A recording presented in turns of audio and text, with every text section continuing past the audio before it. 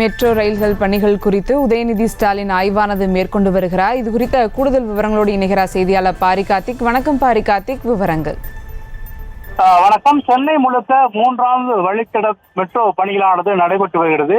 இந்நிலையில் தற்போது நடைபெற்று வரும் பணிகளை எந்த அளவுக்கு நடைபெற்று வருகின்றன என்ற அடிப்படையில் தற்போது அமைச்சர் உதயநிதி ஸ்டாலின் அவர்கள் ஆய்வு மேற்கொண்டு வருகிறார். குறிப்பாக இன்று காலை ராயப்பேட்டை மெட்ரோ ரயில் நிலையமும் தொடர்ச்சியாக ஆலம்பாக்கம் 2 அடுக்கு மெட்ரோ ரயில் பாதை, அதே போல பூவிருந்தமல்லி புறவழி மெட்ரோ ரயில் நிலையம் உள்ளிட்டவைகளையும், மேலும் பூவிருந்தமல்லி மெட்ரோ பணிமனை உள்ளிட்ட பல்வேறு பணிகளை தொடர்ச்சியாக ஆய்வு மேற்கொண்டு வருகிறார். குறிப்பாக சென்னையை பொறுத்தவரைக்கும் இந்த 3வது வழித்தட பணிகளானது விறுவிறுப்பாக நடைபெற்று வருகிறது.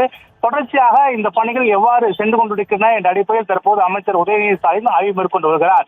குறிப்பாக இன்று காலை ராயப்பேட்டையில கூட மெட்ரோ பணிகளை ஆரம்பித்து பூவிருந்தமல்லி வரை தொடர்ச்சியாக சென்னையில் அமையக்கூடிய இந்த 3வது வழித்தடத்தை தொடர்ச்சியாக பார்வையிட்டு வருகிறார். அதே போல அதிகாரிகளிடம் இந்த பணி எப்பொழுது முடிவடையும் என்றும், மேற்கொண்டு இதற்கு ஒதுக்கப்பட வேண்டிய நிதி குறித்தும் தற்போது விரிவாக அதிகாரிடம் கேட்டு வருகிறார். மேலும் தற்போது இருக்கக்கூடிய இந்த சூழலில் அதிக அளவு சென்னையில் இந்த மெட்ரோ பணிகள் நடைபெற்று வருவதால் சாலை போக்குவரத்து மிகவும் பாதிப்படைந்திருக்கிறது. எனவே அது தொடர்பாக பணிகளை விரைந்து முடிக்க பல்வேறு நடவடிக்கைகளை தற்போது அதிகாரிகளுக்கு அமைச்சர் உதயநிதி உத்தரவிட்டுள்ளார் என்பது குறிப்பிடத்தக்கது.